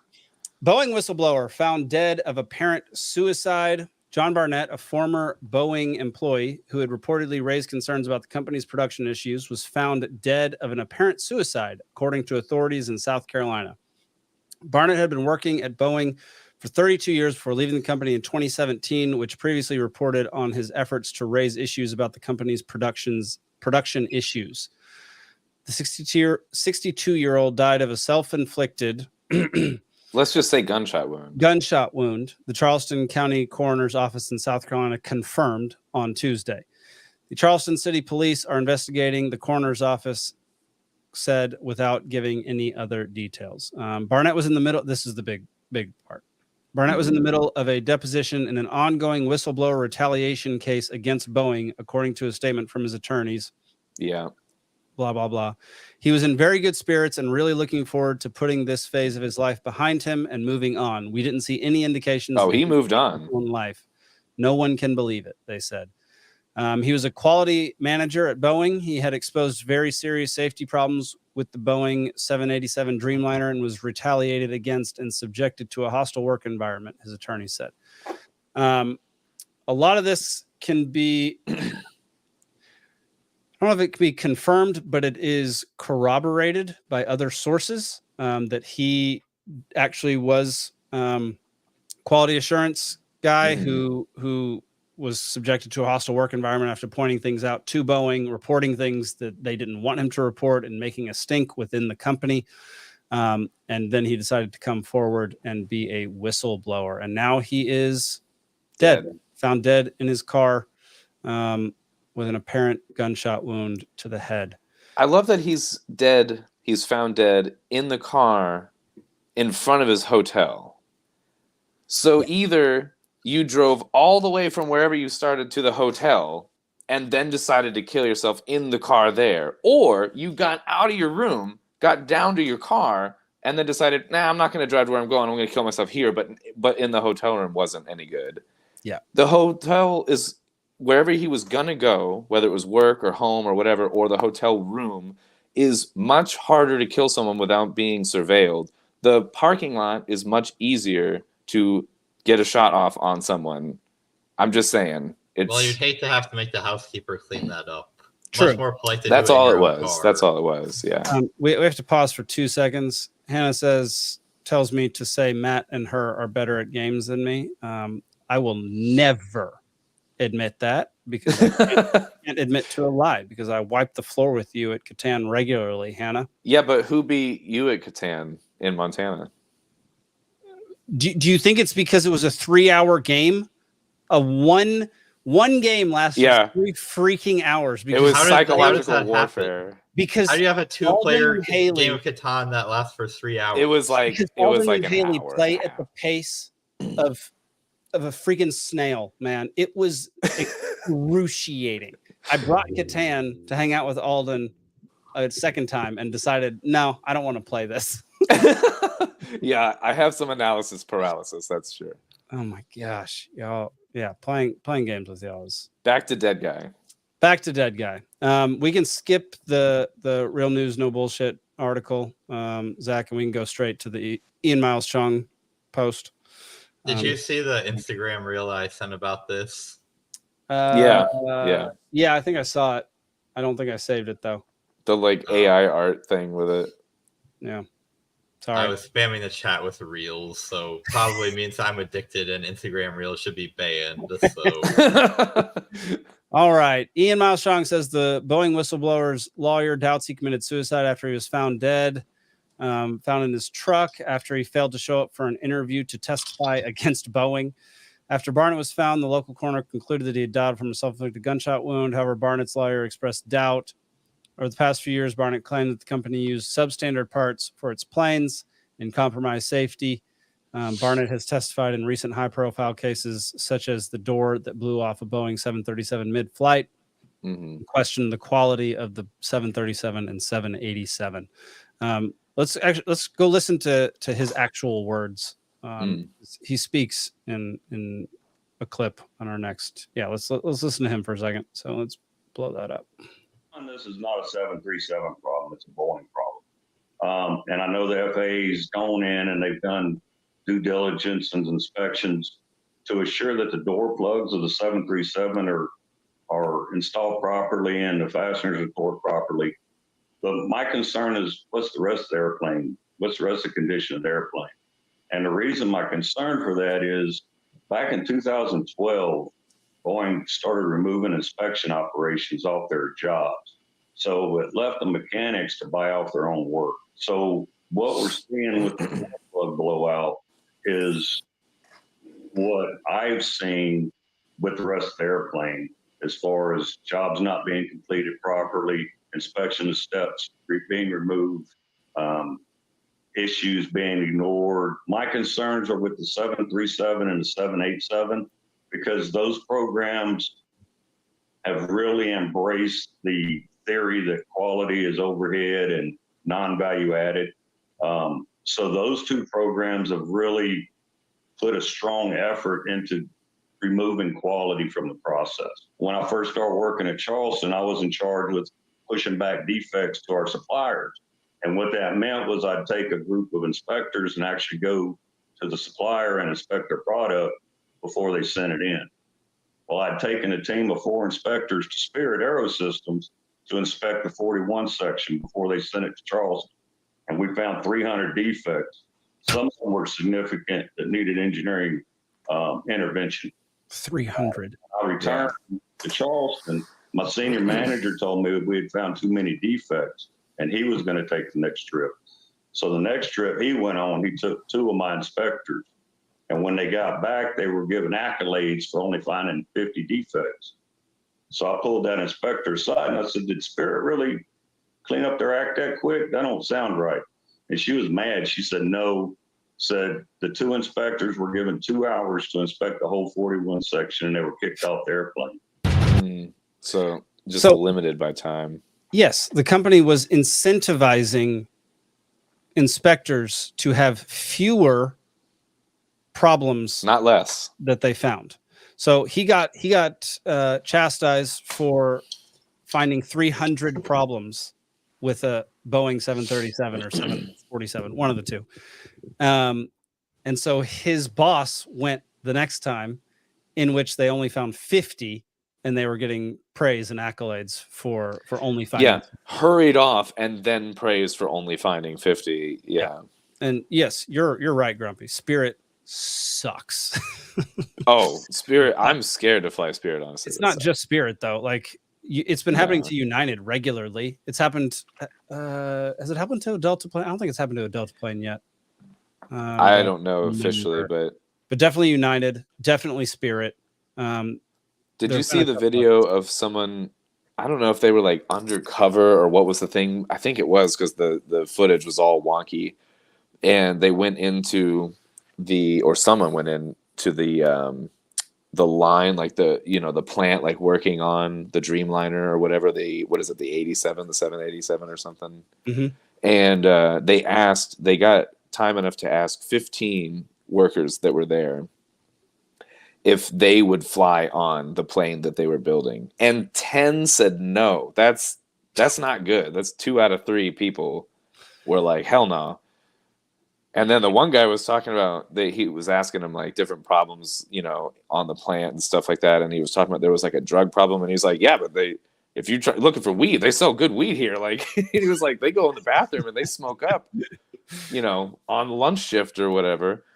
And there's people that are working high and stuff, and cocaine and pills are a big problem there. And there's no like drug tests or anything like that for that job, and blah, blah, blah. Anyway, it's a wreck over there. Interesting. Yeah. Delfish says we need the government to take over airliner manufacture. Completely agree. They're the only ones who can be trusted to actually manufacture these airplanes correctly.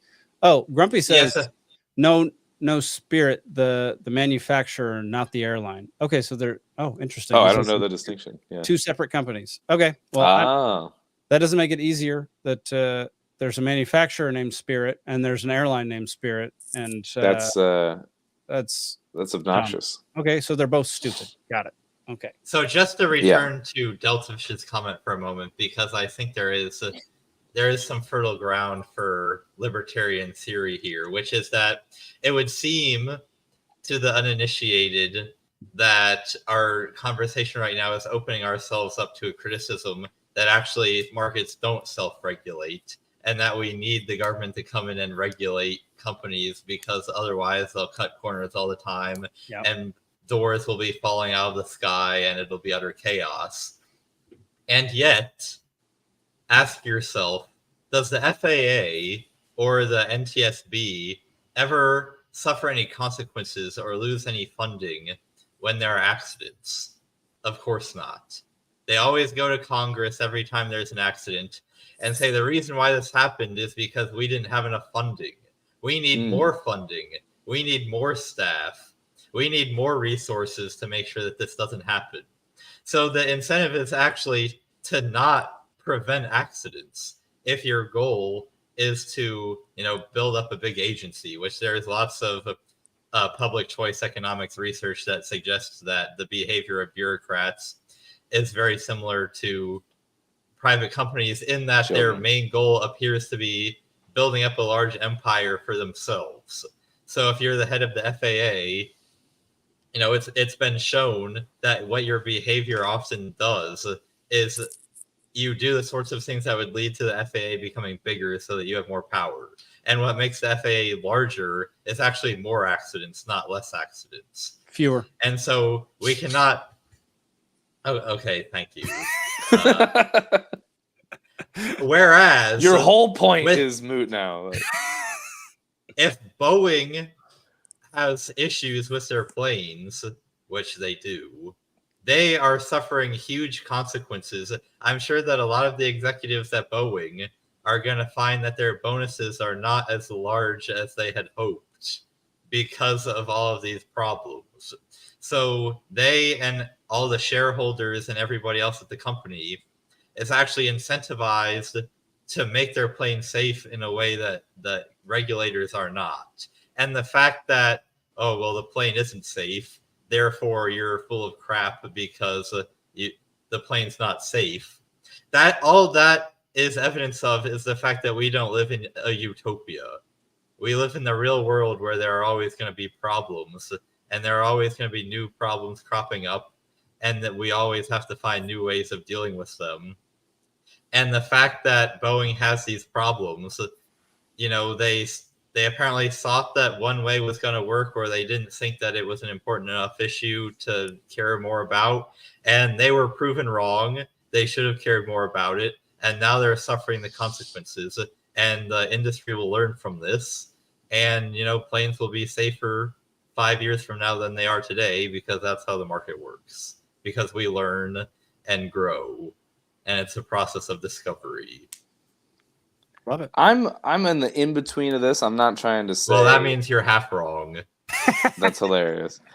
I just see the gray area of it, but I'm more on Zane's side in the sense that like my choice, my conclusion is more to go with the side of the free market to solve the problem than it is to go with the state side.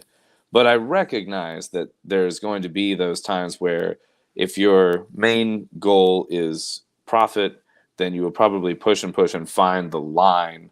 And often where you find that line when you're in certain industries, there's going to be more risk involved with that.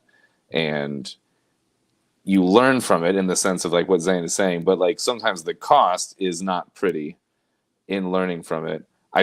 I'm not saying though that because of that, you know, you should go like state heavy or whatever with, you know, trying to avoid that, because then that gets corrupted too, and then that's another imperfect system. But I do recognize that it's not great that sometimes things happen where in certain industries, when someone is trying to find that line of like how far they can go to save a buck at the expense of others, like I don't know, I don't want to like say it's glorious or magic or whatever. Like sometimes it's ugly. I don't know. Like I can see that sometimes it's not perfect or whatever. But I would also say that the government side is equally not perfect and worse in other ways. But yeah, I mean, it goes back to again, you know, that we live in the real world. We don't live in a utopia. And if people in their quest to make more money, sometimes that's going to cause planes to fall out of the sky. But the key is that if somebody goes too far because they're being greedy or whatever, and that happens, they are going to be personally responsible for that, or at least a company and its investors are going to be responsible for that in a way that government and its employees are never, ever responsible for anything bad that they do, hardly ever. Correct. And they know that. And that's and then the other just more practical thing is that life is full of trade-offs. You know, how safe do we want to make sure that planes are? Like, we could spend $5 billion on every plane and we could make sure that it was almost completely safe. Right. But then every plane ticket would be 10 grand and you couldn't fly anywhere. Right. Or, you know, I could go into the courtyard of my apartment and pretend to build a plane for $100, but obviously it would be completely useless. So, you know, you can either spend $50 on a ticket on Spirit and take your life into your hands, or you can pay $400 and fly Delta and be a lot more confident in your safety. But that's the thing where it's you have a choice, and it's a free market, and you can pay the extra dollars to have a better chance of not dying, or you can not do that, and it's your decision. That's the gray area that I'm acknowledging exists. Yeah, and that's the thing. Like, people want like immediate repercussions for things that people do poorly or do with evil. What about immediate repercussions for people that are murdered that have information that someone doesn't like? There we go. I don't know. Yeah.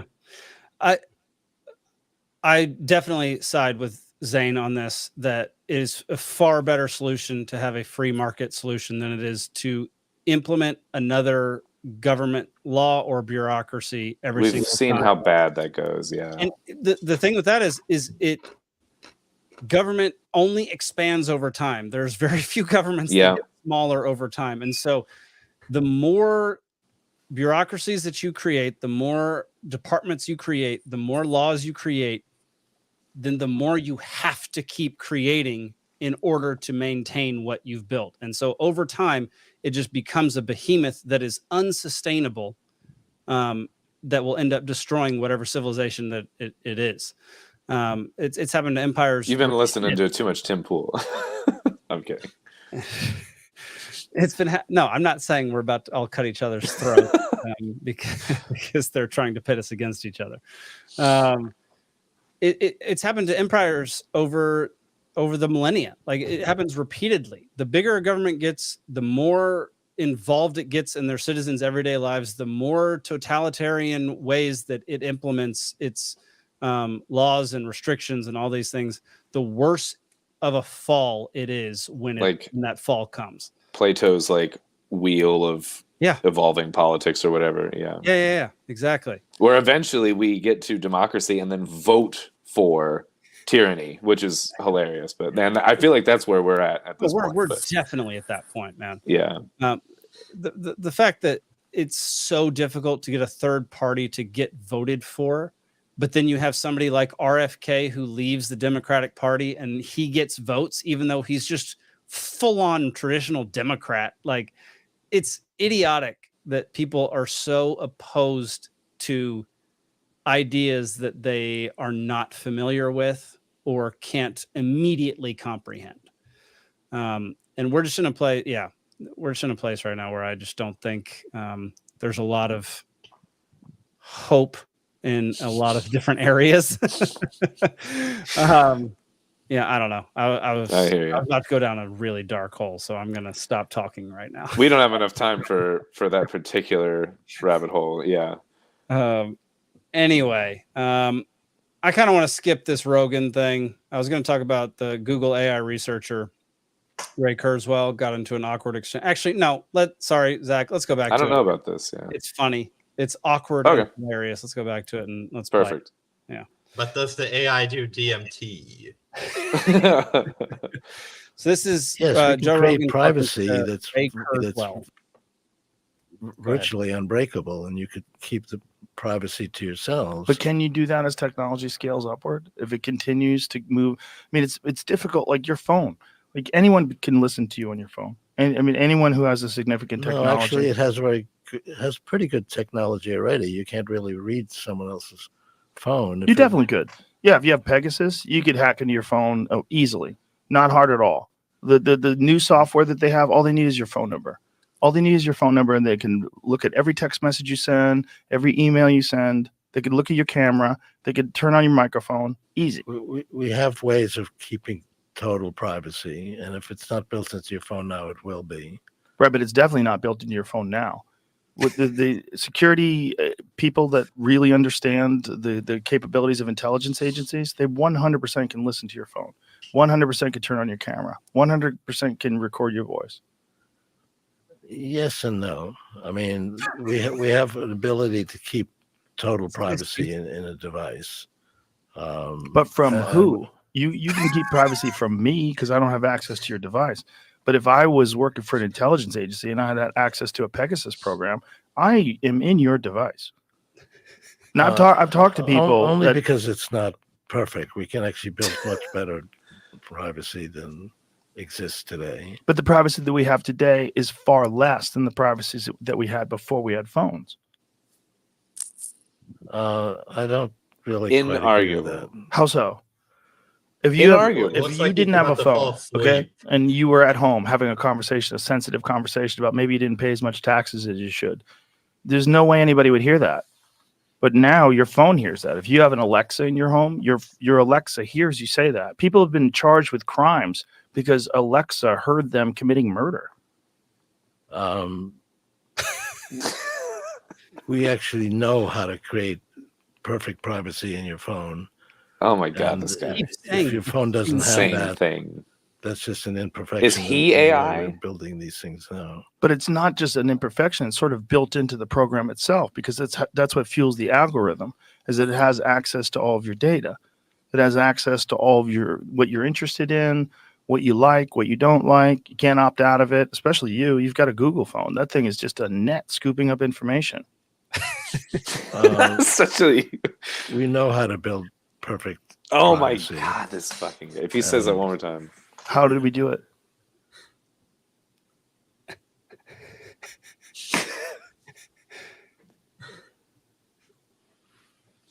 Dude, this pause is crazy. Oh my God. If it's not built into your phone now, it should be. Oh my God. Unless they don't want it to be built in there because there's an actual. I can't imagine that gets any better. Okay, at that point. So many issues. One, that guy could just be completely socially inept. I mean, he does work at Google and he's one of the head researchers. for Google AI. And he could just be completely socially inept and not have a clue as to how to actually interact with Joe Rogan. Or I would say that's a likely explanation. I think it's a likely explanation. I think it's a component. Yeah. It looked like I think he knew far more than what he was actually saying. He just kept repeating the same line over and over again, which tells me that he's been coached. You're only allowed to say this line. Yep. That's exactly. I agree. He got into a hot spot and a trouble spot, and he kept falling back onto it should be better. If why it's was not he on Rogan? Who sent him on Rogan? I don't know. Crazy. Do they know this Has guy? anyone watched Rogan's show? Yeah. Because he has so many questions about this exact thing. He's had on experts. He's had on people who have been targeted and who've had near-death experiences because of the research they've done into Google.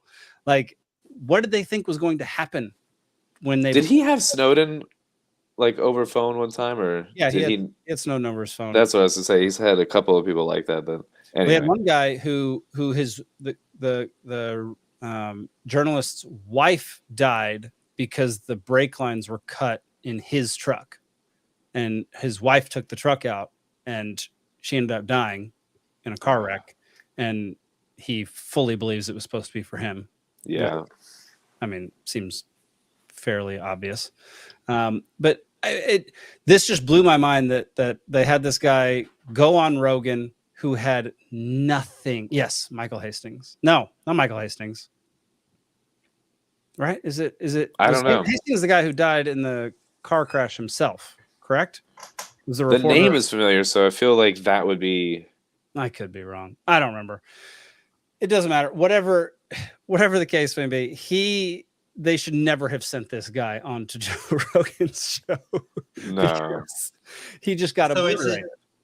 It's these people that are involved in this really complicated research. You know, professors get the same way, but professors, researchers, you know, social ineptitude is probably one aspect of it. But the other thing is, if you're trying to explain something that it took you decades to learn, and you're on a podcast where the guy wants you to give a 1-minute explanation of it, he doesn't want you to give a 1-minute explanation.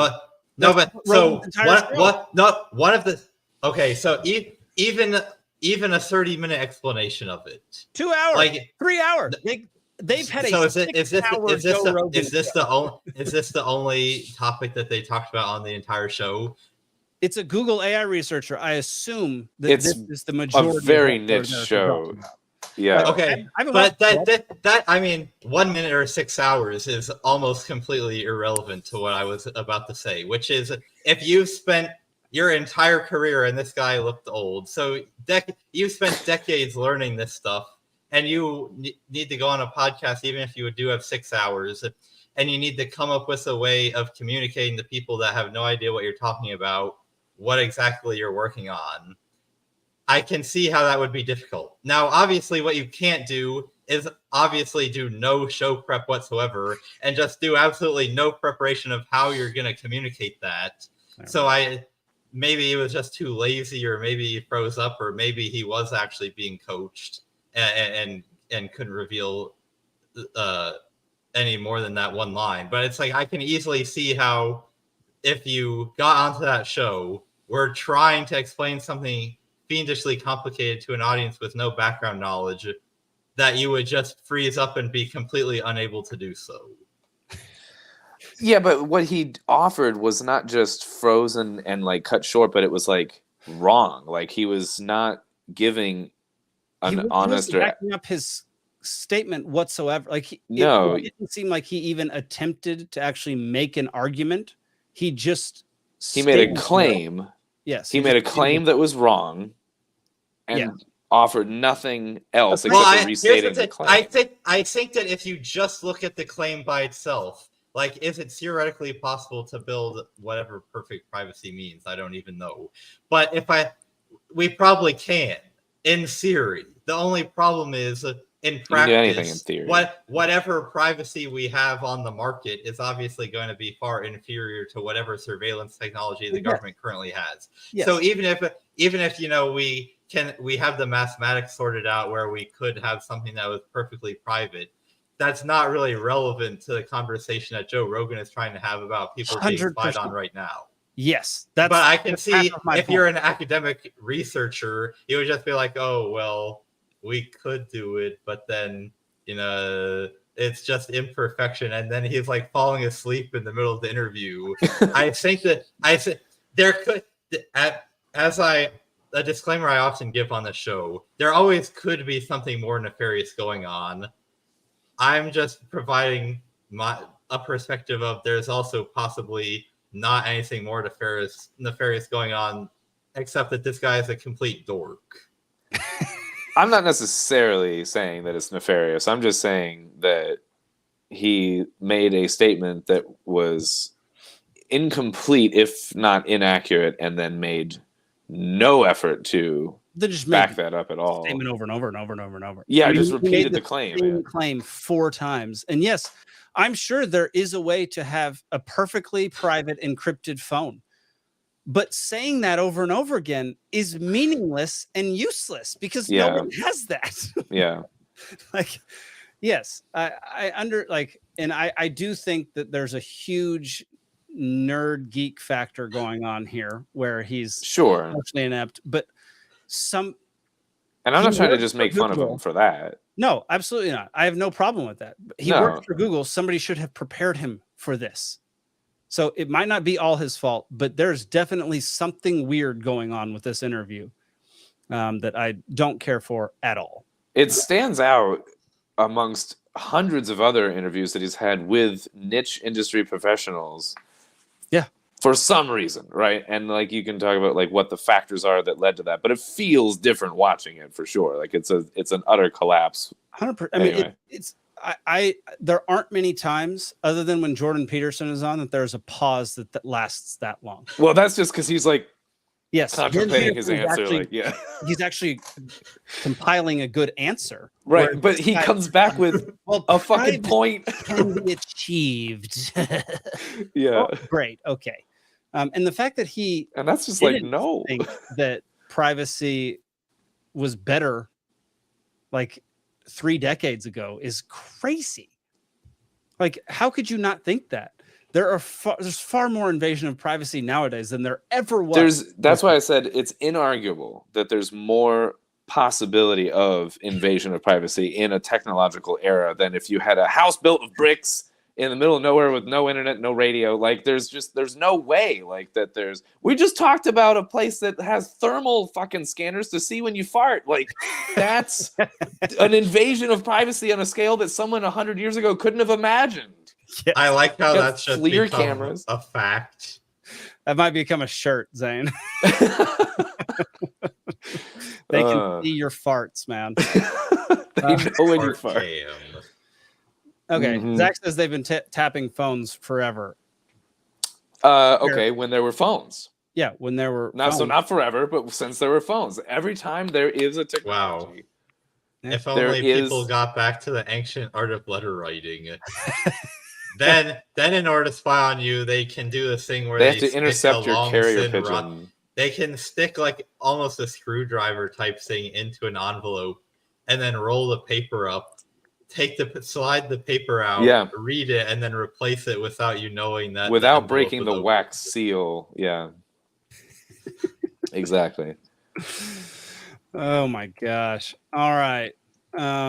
Zach, we're going to skip the medical kidnapping tweet from Shane. We're going to skip the WorldCoin thing. I didn't do enough research on that. I thought Steve might be on tonight. So we're going to go. We were going to let him do that. Yeah. Yeah. That was going to be his thing to talk about. All right. Let's throw it up there. I don't know enough about it. So Shane tweeted out, this is something we've been covering a lot on the Free Georgia podcast, is medical kidnapping and medical freedom here in the state of Georgia. Shane tweeted, the state of Georgia has ripped this family apart and they need your help. Call your reps, call the governor, and melt their phone lines. This must be corrected. We need all hands on deck for this one. And it's in response to a Spike Cohen tweet that basically lays out the plight of the Sullivan family. This has happened many, many times where a family will bring in their child who has some type of injury and some type of pre-existing condition where the injuries are because of a pre-existing condition. However, there's this new position within the governmental regulating body in the medical world that's called child protection something. I forget, pediatrician.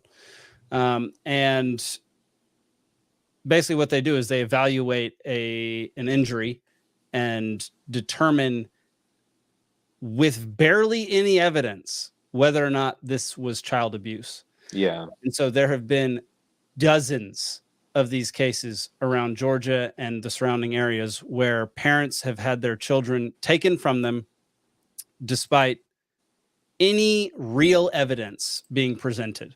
There's rarely any good evidence. It's just they bring their child into a hospital. It's generally the same hospital here in Atlanta.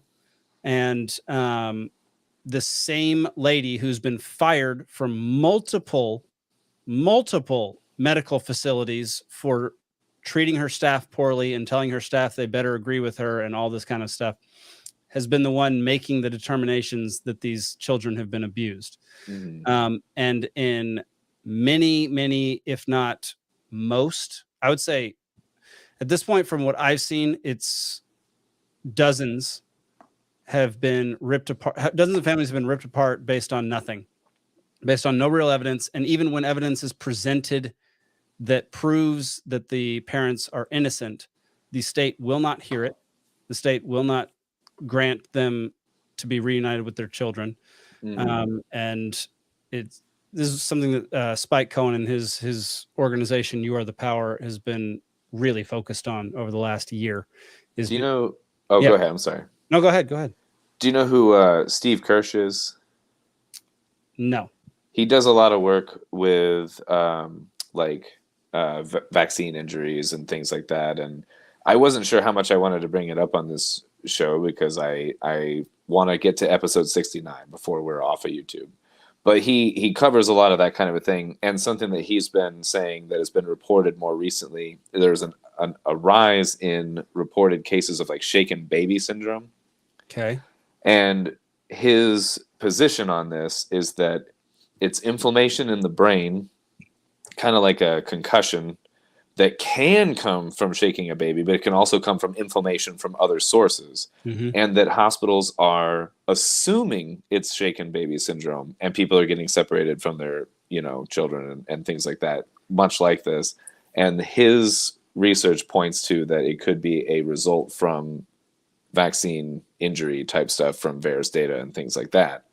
And it's just another aspect of this that kind of, I don't know, another whatever monkey wrench in the story here. But I mean, I don't have a bell, but ding, ding, ding. We're now officially banned on YouTube. Yeah, there you go. No, I don't mind considering that theory. There have been plenty of people who have been harmed by vaccines in the past, and that's not the worst theory to at least research and figure out if that's actually the case. If you have all of a sudden, people, it's like a genetic thing. There's this genetic disease where you're more likely to break bones, or I forget what it's called. It's called Mr. Glass syndrome. It's called Mr. Glass syndrome. But the thing to keep in mind here is that there are families who have been separated forcibly by the government for more than 2 years. Yeah. So a kid was 9 months old when he got taken away from his parents and hasn't been able to be with his family for 2 years. Yeah. And that has an extremely negative effect on a child when they're at that stage of development. Even you can be 14 and it could have a extreme negative effect. Like, but 2, 40, it could have a negative effect. Yeah, there you go. If you're not allowed to speak or see your parents. Speak to or see your parents. So it's just something to keep in mind. You Are the Power is working really hard. So I would highly, advise you to go to youarethepower.net to learn more about what they're doing to help fight this kind of thing. You can go watch some of our Free Georgia podcast episodes over on the Free Georgia Rumble page, Libertarian Party of Georgia Rumble page, or Libertarian Party of Georgia YouTube. Youarethepower.net/Sullivan to learn more about this specific case. There are a bunch that they're helping out. So Suhas likes your dadgummit, I'm lost it. There it is. Alden, Suhas likes your username. Oh. It was just to annoy Jake, honestly. All right. What do we got next? Let me see. Oh, wait. Sorry. I forgot to switch to more medical kidnapping. All right. Sorry, Zane. We're going to, since it's Alden here and we're going to go down some conspiracy theory rabbit holes. So let's listen to what Mr. Joe Biden had to say after the State of the Union. It's hard to hear. So You notice you fly over your helicopter? Those places with roofs, they didn't do it. Yeah. So we got to change that. Anyway. We're going to put some trees. All right. So basically, is he talking about the blue? Yes. Steven and I talk about was did you see that footage of the helicopters flying over the cities where the only houses remaining are the houses with blue roofs? We got to change that. You have to change that. Yeah. Which, like, got to get green lasers. The fact that his dementia-riddled mind is saying weird things like this just makes my mind go wild. That's troubling. No matter what the situation, even if none of it's true and your president's talking about that anyway, it's still troubling. You know what I mean? Like, yes. And if it is true, that's troubling for now another reason. Like, yes. Anyway. I don't know. Sorry if Zane was trying to say something. Zane, I mean, that's the best evidence that I've seen so far that direct energy weapons are being used. Okay, there we go. That's I like that. Zane's trying to get on board. My president here said it, and so now I don't believe it. You know. Right. For those out there who don't know, Lahaina, there was a city down in, what was it, Chile? Chile, that had there was a wildfire supposedly through there, and in a bunch of these fires that have been happening recently, the only houses remaining are houses with blue roofs, and there's this laser that can burn everything except the color blue. Any laser that its own color, that color is going to bounce that back, so it won't then heat up. Yeah, it's whatever. Right. But and it wasn't just blue roofs; it was like blue umbrellas. Yeah. That. Lawn chairs and umbrellas and whatever. It doesn't matter. Yeah. So that's what this we think is in reference to. I just found it super interesting. I had not seen that yet. I'm glad you showed me that. The question is Biden just like the best actor ever? Because I've seen him in Parks and Rec, and he was a great actor on that show. That always annoyed me when they get politicians on that show. There are times when he does seem incredibly lucid, and there are times when he seems like there's someone else operating him with a remote control. And does it coincide with the earlobe thing, like when he's a better actor or not? I can't pay attention to that much detail. Yeah. But the fact that he's mentioning this in public it reminds me of when Buzz Aldrin started talking about how he didn't land on the moon. Yeah. When he started getting dementia. That was odd, man. Yeah. He said some shit sometimes, man. Yeah. Yeah. He said some wild stuff. I meant to have you guys guess here. I saved it so you could do this like live, but like how many times do you think Kamala Harris physically stood up like at Catholic fucking mass, just like up and down all the time, like, and clap behind him during the State of the Union? I'm going to say if the speech was about an hour and a half, and suppose she did it once every minute, I'll say 90 times. I'm going to say 65 times. I was not maybe the best count. Some might have slipped by me, but it's at least 85. So Zane's crazy once a minute math is actually pretty fucking close. It was insane. I did read that she'd missed her leg workout for the day, so I think that was. She's just doing squats. It's just Never skip a leg day. It's not out of respect. It's just respect for leg day, you know. Yeah, 85 was my count, and I think I missed some.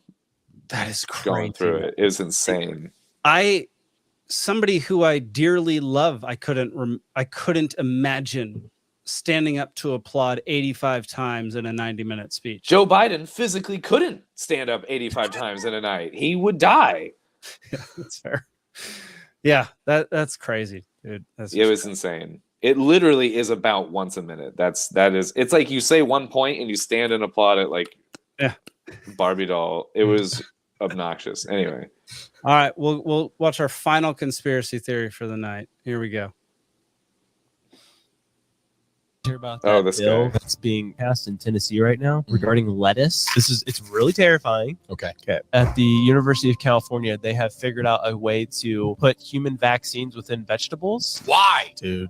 And so the whole bill is basically trying to label different vegetables, which ones have vaccines and which ones don't, so that people are allowed to choose. Because apparently they're trying to roll it out without telling anyone the difference of this one has a vaccine and this one does not have a vaccine. What are we doing? Why is this even a conversation? I don't know. Stop putting vaccines in vegetables, please. Quit touching the food. The food's fine. That's why I don't eat vegetables. Yeah. I'm just saying, if they could do it sneakily, they'll do it sneakily. Yeah, they probably have already been doing it. Bro. And now they're just kind of like, wait a second. Yeah, we just figured out how to do this. Yeah. Like, oh, well, you got to let us know which ones you're putting in. They're like, let us know. Yeah, let us know. I don't know what that means, but it scares me. Okay, so I want to say that I don't see what the incentive for them to do this is, because I think that, like, during the mass vaccination campaigns during COVID, I honestly think that most of these guys couldn't care less whether you're vaccinated Couldn't care or lettuce. Terrible.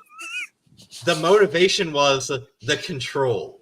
We will mandate that you have to get the vaccine in order to do anything, and you will visibly show your submission, or else you will be cast out from society.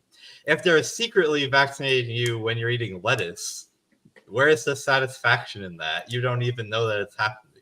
Population. Okay, so Bill Gates wants so Zane's stance on it is that's actually a good point. I hadn't considered that. What did Jake say? I'm sorry. I said population control. Bill Gates wants a smaller population. So Zane's point kind of assumes that the vaccine is like a normal functioning vaccine the way that we're told that it is. But no, it doesn't assume that. Well, so if you were trying to get something into the whole population, and there is a population that chooses not to go get the vaccine, and if you still wanted them to have whatever element X or whatever was in the vaccine, that would be another method to then get people that choose not to but still eat lettuce or whatever. I don't know. Okay, so I think we're still coming at it from two slightly different angles. And so the angle that I'm coming at it from is not saying that the vaccine is safe or effective or anything, but it's not assuming that they all know that it's actively harmful, and that's why they want to give it to everybody. And again, Right. I'm not saying that that's wrong. I'm just not starting with that assumption. That's what I'm saying, is that the foundation for your statement or argument is leaving out that other side of it. And so that's why I offered that as potentially a reason why you would sneak it into food, meat, lettuce, whatever the hell it is to then get it into the population a passive way, another way or whatever. Yeah. And I think Zach made a funny point. If they really wanted people vaccinated, wouldn't they put it into something tasty? Well, I think that they already know that all the people who are just trolling down the cookie aisle are going to die early anyway. It's the healthy people who are eating the lettuce. But the healthy people, that's the culture that all went and got vaccinated. So that doesn't make sense. No, I'm the healthy people. I'm kidding. And same with pizza, same with beer. Yeah, it would reach the 10% of the American population that didn't get vaccinated. Is it just 10? It's a much smaller number than it used to be, which is extremely frustrating. It used for a very long time, it was like 40%, and it just keeps dropping somehow. I don't know who's caving. But the question is, you can do whatever you want. Is it people who are caving, or is it just numbers who are being reported improperly? Oh, you mean like the death certificate situation? Like yeah. Oh yeah. We really are trying to get off of YouTube this episode. I'm sorry. I'm fine with that. No, episode 69. We're not gonna be on, dude. It'd be fitting if episode 69 was began our Rumble only run. It wasn't appropriate for YouTube, and they knew it was coming. Yeah, they knew what I was waiting to do on episode 69. Yeah. Let's see, Zach. I don't think I meant to send you that last porn clip. That last one. No, yeah, Zach, you're done, buddy. We're done with everything. Go rest up, Zach. You can go rest up. Thank you for being our on-air producer tonight. I know you're still feeling a little under the weather, so I appreciate all your work, buddy. Yeah, y'all. For those who don't know, for the last few minutes of the show, we do show some funny clips just to lighten the mood, since it's generally pretty dark on this show, and we No, I generally have a great time, and we laugh a lot, and it's fantastic. But I have a great time, but we cover some heavy material. It's not just puppies and unicorns. It's like what was that movie with like Seth Rogen and all those? Was it End of the World? The End? Oh yeah, This is the End. This is the End. Yeah. It was the end of the world, but they kept it light and fun. Yeah, they get raped by Satan's scaly dick, but it's a comedy. Like, it's all right. I rediscovered. I put it at the end of the drunkard clip, The World's End. Oh yeah. Dude, that movie is so funny. I love all of those movies. Yeah, Simon Pegg, that guy is hysterical. The what's the name of that ice cream cone that they eat in that it's like the trilogy is named after, because they have one in every one of those, like the Shaun of the Dead, Fuzz, what is it, Hot Fuzz, and then the End of the World, or At World's End, or whatever it is. It was The World's End. The World's End, the bar name, yeah, The World's End pub or whatever. Yeah, they're all pretty hilarious, but Shaun of the Dead is the best. I think World's End is better. No way. Anyway, I'll fight you on that. Drop a like on the video, subscribe, go over to our Rumble channel, Liberty Libations. Go follow us on X at Liberty Libation, and over on Instagram, Liberty Libations. We'll be putting out clips and content over there very soon. I've just been under the weather and super busy past week, but we'll launch those very soon. We'll also be launching some clothing, some merch, some shot glasses, and freedom underwear, and it's going to be great. You can have literally Alden's face on the crotch of your underwear. It's going to be awesome. Now here's what we need. We need extra thick underwear to prevent your farts from being surveilled. Aluminum foil, so there's tinfoil hat. We'll have tinfoil underwear. Perfect. Perfect. Oh, but for now, let's enjoy these elementary school children cheering on this construction worker. Oh.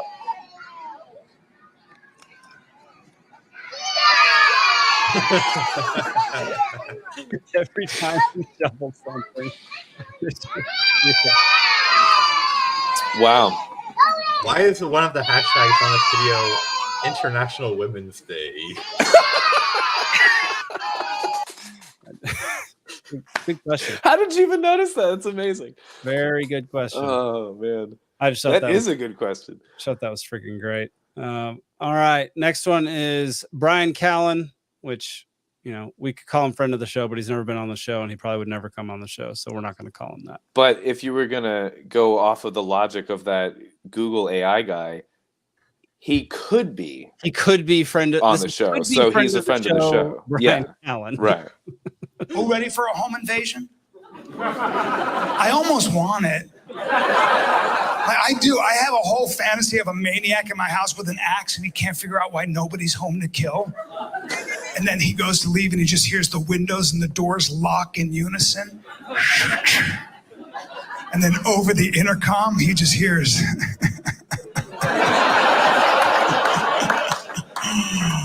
You have chosen the wrong house, my son. Some houses are so easy to break into, but so difficult to leave. Welcome to the game, boy. Welcome to the game where the hunter becomes the hunted and only you can tell death to come back another day. Thought that was great. I do kind of weirdly have that fantasy, although I'm not sure how.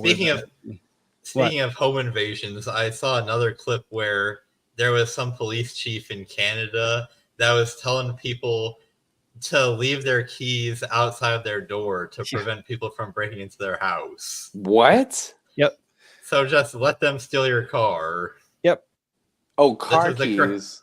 This is the current state of law enforcement in Canada, because they sure won't let you defend your own house in your own car. Nope. And they won't do it for you either. Yeah. Yep. Okay. 100%. And I think All they right. said don't use Faraday bags and stuff like that, right? Which was freaking hilarious. Faraday, like the Faraday cage kind of thing, like, huh? Yeah. Weird, man. All dumb. It's dumb. All right. Okay. Two more. The title of this video is "The ADHD is so loud in this video." Oh boy! All right. You know when you start, oh, there's the lookout. Oh, beautiful. I was like, where's the lookout? There it is. You know when you start your walk, that is a gorgeous tree. Oh, no, full of beautiful moments. My goodness, I'm so grateful for today. First of all, look at that. Oh, I'm going to tear up. It's so beautiful. Okay. I lost my train of thought. Oh, yeah. You know, when you like start a hike and you're like, oh, I need to wear like this many layers, da-da-da-da-da-da. I'm hot. Look at this tree. Whoa. Huge. Okay, so that's like me on like a small hit of Molly, basically. I thought that was a pretty fantastic representation of ADHD.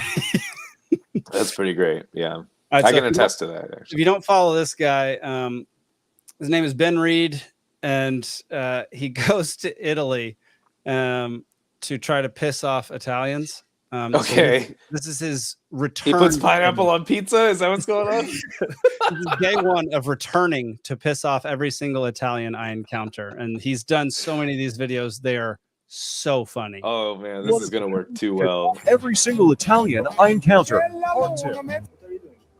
American, this is how we like it, bro. Doesn't matter that you are American. You can't put pineapple on pizza in Italy. No, but it's not illegal. He's got a bat. Okay?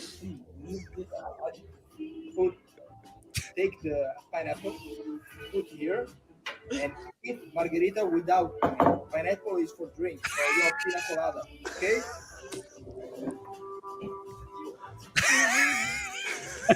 Day one of return. That guy does Oh, that man. all the time. He has got some great videos. You just see Italians like souls getting crushed live. That's fantastic. Pretty funny, honestly. It's pretty funny. I mean, I like the Italian people mostly, but their obsession with having pizza be exactly how they like it is idiotic. Because pineapple pizza is fantastic. It can be good. It is good. No, Alden. it's often wet. If it's we have the capability to make good Yeah. pineapple on pizza. The technology exists. We just don't always. Perfect. Oh, Perfect goodness callback. gracious. Goodness gracious. What are our last two comments? Grumpy says, Jake, you're disowned. Grumpy, you can shove it. I'll eat pineapple pizza on this stream next week. That's my plan now. Brian says you just have to actually cook the pineapple. I agree with that. Pineapple's got to go through the oven with the rest of the pizza. 100%. I think it should be patted dry and then cooked so that it actually cooks. I always pat down my pineapples. Yeah. Got to give it a good pat. All right, y'all. Well, everybody out there, thank y'all so much for tuning in. We really appreciate it. We love doing this show. We plan on doing this for the next 50 years. So be sure to tune in every Thursday night until the year 2074, at which point I'll be I'm not gonna make doing it. this from a hospital bed. Zane, I don't know what Zane will be doing. They might be president. He'll be president. Yeah. Did we both just make the same joke? Yeah. I think we did.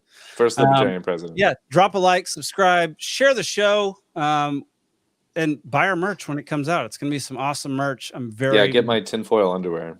Yes, and go buy Rabbit Eye Wine. Rabbit Eye Wine at you can go look up exactly where they sell it. You can also order it if you're in a state outside of Georgia. So that'll do it for this week. Make sure to tune into the Free Georgia podcast on Mondays at 8 p.m. and come back every week here on Rumble for more Liberty Libations at 8 p.m. We'll see you next week. Peace.